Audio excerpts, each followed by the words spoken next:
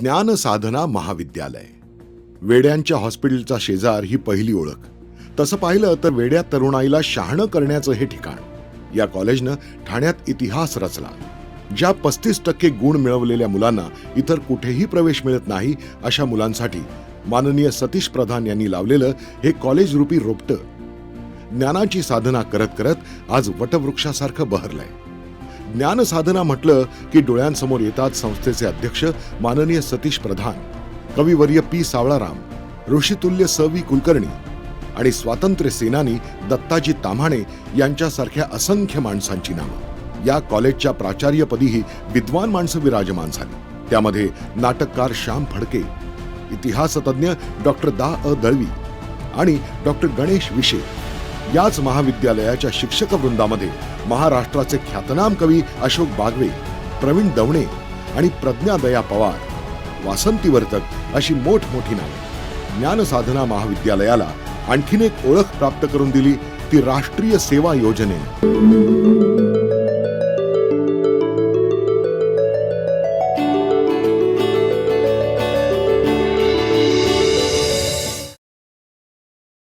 नहीं डर किसी का आज, नहीं भय किसी का आज, नहीं डर किसी का आज के दिन.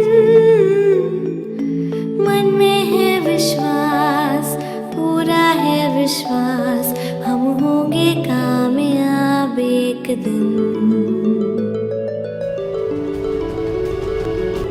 ज्ञान साधनाचं राष्ट्रीय सेवा योजना युनिट म्हटलं की डोळ्यांसमोर येतात ते प्राध्यापक बाळासाहेब खोल्लम आणि त्यांच्यासोबत काम करणाऱ्या प्राध्यापिका भारती जोशी. समाजातील मध्यम वर्गातील थोडीशी हूड प्रवृत्तीची मुलं असलेल्या या महाविद्यालयात मुलांच्या शैक्षणिक प्रगतीसोबत त्यांच्यावर सामाजिक जाणीवेचा संस्कार घडवण्यासाठी काम करणाऱ्या प्राध्यापक बाळासाहेब खोल्लम आणि प्राध्यापिका भारती जोशी यांनी एक इतिहास रचला. कॉलेजकडे साधन सामुग्री अपुरी होती. त्या काळात तसं पाहिलं तर कॉलेजकडे स्वतःची इमारतही नव्हती.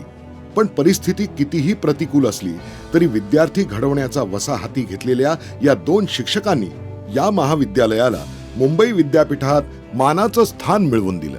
किंबहुना मुंबई विद्यापीठातील राष्ट्रीय सेवा योजना युनिट म्हटलं की मुंबई विद्यापीठाच्या कुलगुरूंच्याही डोळ्यासमोर जे नाव यायचं ते म्हणजे ज्ञान साधना महाविद्यालय. शहरातील गणपती विसर्जन असो किंवा महापौर मॅरेथॉन असो आणि दरवर्षी सरकारतर्फे राबवण्यात येणारे पल्स पोलिओ अभियान, साक्षरता अभियान या सगळ्या उपक्रमात ज्ञानसाधनाच्या NSSचे स्वयंसेवक छातीवरती बिल्ला लावून हिरहिरीनं सहभागी व्हायचे. रक्तदान शिबिर, वृक्षारोपण असे उपक्रम मोठ्या उत्साहानं राबवले जायचे. आणि या सगळ्यात लक्षवेधी ठरायचा तो 10 दिवसांचा NSSचा कॅम्प. हम होंगे कामयाब, हम होंगे कामयाब एक दिन. मन में है विश्वास, पूरा है विश्वास, हम होंगे कामयाब एक दिन.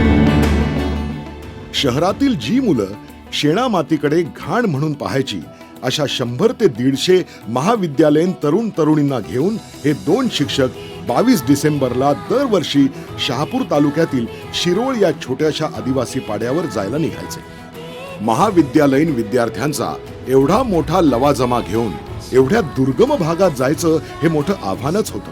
पण प्राध्यापक बाळासाहेब खोल्लम यांची शिस्त आणि त्यासोबतच प्राध्यापिका भारती जोशी यांची शिस्त आणि ममत्व यामुळे हे दिवस विद्यार्थ्यांच्या आयुष्यात विलक्षण बदल घडवून आणायचे.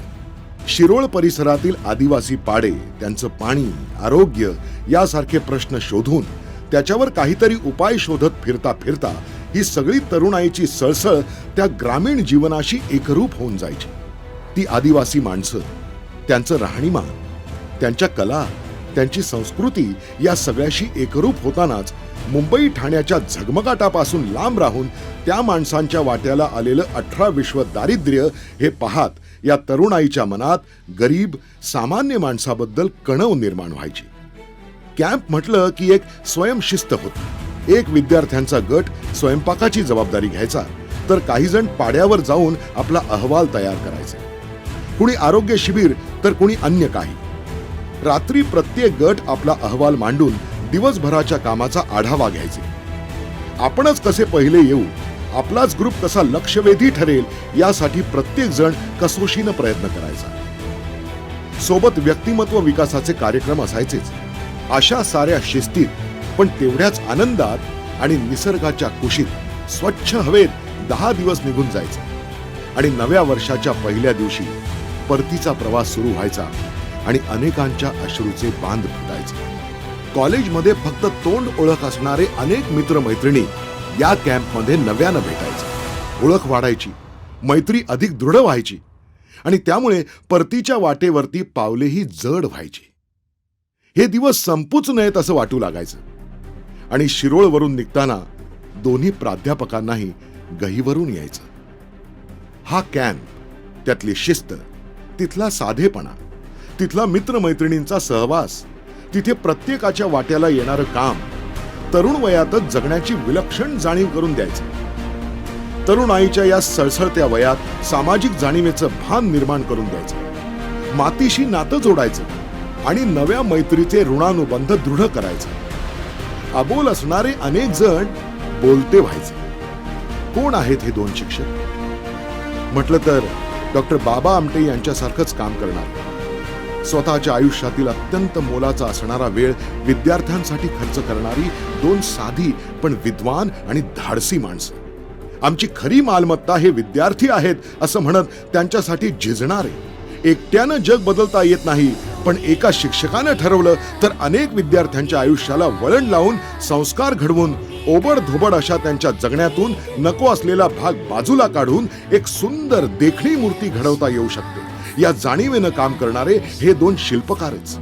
त्यांच्या या संस्कारक्षम शिल्पातून ठाण्याचे असंख्य जबाबदार, देशप्रेमी, शहरावर आणि स्वतःच्या कुटुंबावर, कॉलेजवर आणि स्वतःच्या आयुष्यावर शतशः प्रेम करणारे नागरिक घडले आहेत. त्यांच्या कार्याला कृतज्ञतापूर्वक सलाम करताना परमेश्वराला आम्ही साकडं घालतो, हे देवा, आमच्या आयुष्याच्या शिल्पकारांना उदंड आयुष्य दे.